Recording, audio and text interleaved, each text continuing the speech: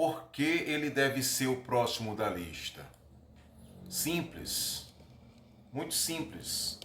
Ele deve ser o próximo da lista porque com a saída ou as negociações feitas com o Vitor Hugo indo por empréstimo com passe não fixado lá para o Santos, com o Matheus Gonçalves indo para o Oriente Médio, ao Ali, se eu não estiver enganado,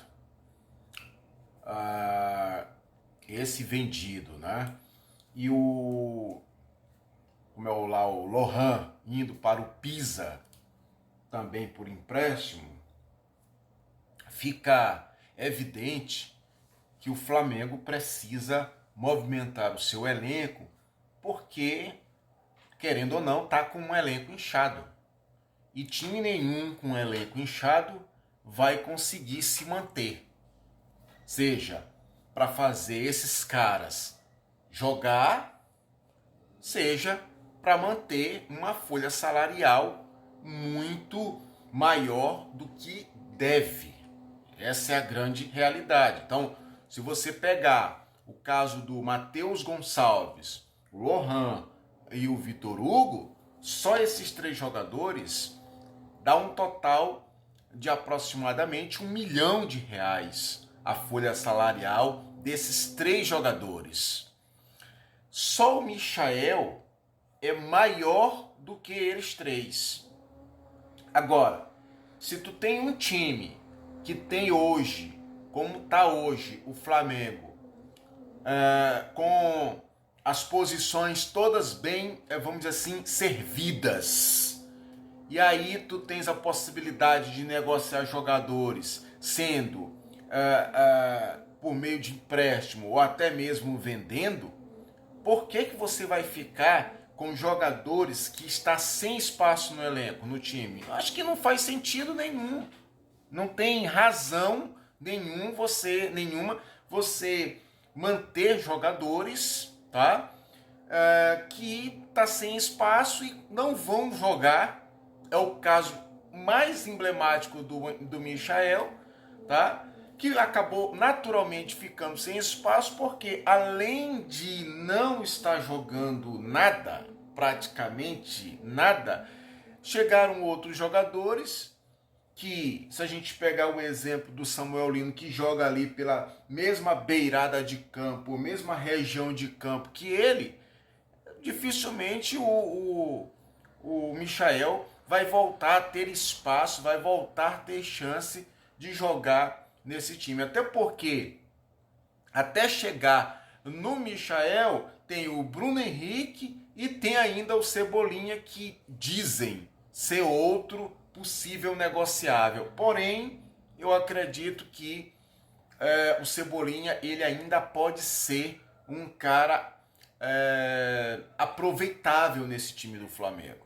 Mas eu acredito que o contrário do Michael já não rola mais, não tem mais como. Então o Flamengo acerta sim, ao meu ver, de estar fazendo com que esses jogadores sejam negociados e, acima de tudo, os três que eu citei anteriormente, que foi o caso do Vitor Hugo, Lohan e Matheus Gonçalves, esses três jogadores são jogadores novos, são jogadores que têm ainda toda uma vida profissional pela frente e que eu acredito que está mais do que certo eles terem novas oportunidades em outros lugares, considerando que eles não vão jogar no time principal do Flamengo por motivos óbvios, por motivos muito evidentes. Ou seja, são bons, são craques, por que não?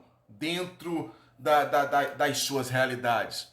Mas quando você olha para o lado e vê o time do Flamengo no meio com Arrascaeta, Jorginho, Saul, fica complicado, não é? Você imaginar que esses caras vão ter espaço hoje no time do Flamengo, entendeu?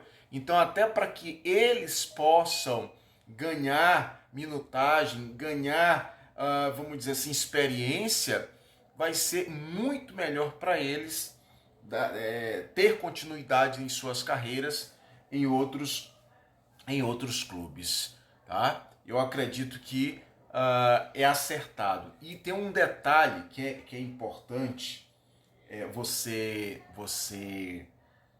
frisar, a gente não esquecer. Pegar o caso do Vitor Hugo. O Vitor Hugo dando os créditos ao Vene Casagrande, que é um cara aí que está sempre cobrindo o dia a dia do Flamengo.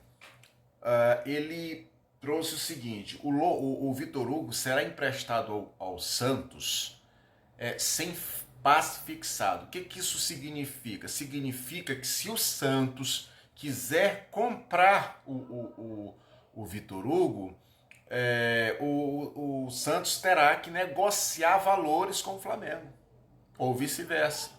Se o Flamengo receber uma proposta muito interessante de outro clube pelo Vitor Hugo, ele terá que retornar e aí sim ser negociado com esse outro clube que queira comprar ele. Então assim, não é apenas negociar por negociar, não é apenas se desfazer do jogador, mas é acima de tudo saber gerir aquela negociação. E o Flamengo, ao meu ver, claro que vai ter erros também dentro desse processo, mas no caso específico desses três, eu acredito que foi acertado essas negociações, porque o Flamengo acaba, de alguma forma, tendo vantagem ainda.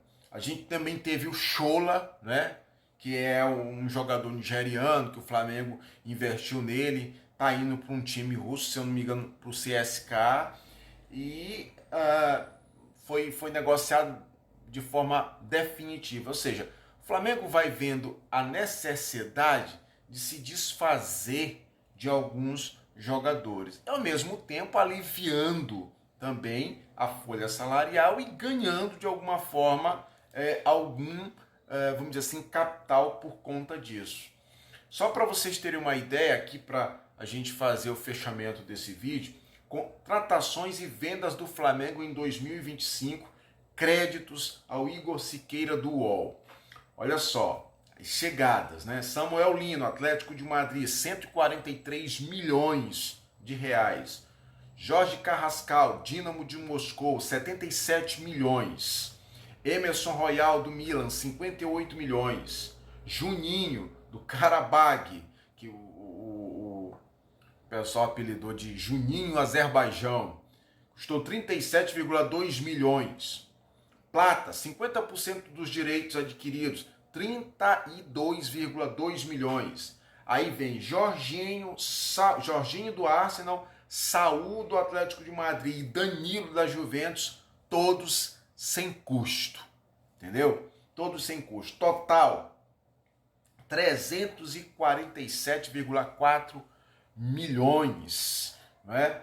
Investido, negociado com a aquisição desses jogadores. Então, é normal que o clube ele precisa ou ele tenha que se desfazer de alguns jogadores, seja para aliviar a folha salarial, seja para entender que esses jogadores precisam continuar a sua vida, e seja porque no Flamengo eles não teriam chances de jogar, pelo menos no atual momento. Ok? Beleza? Abraço, pessoal!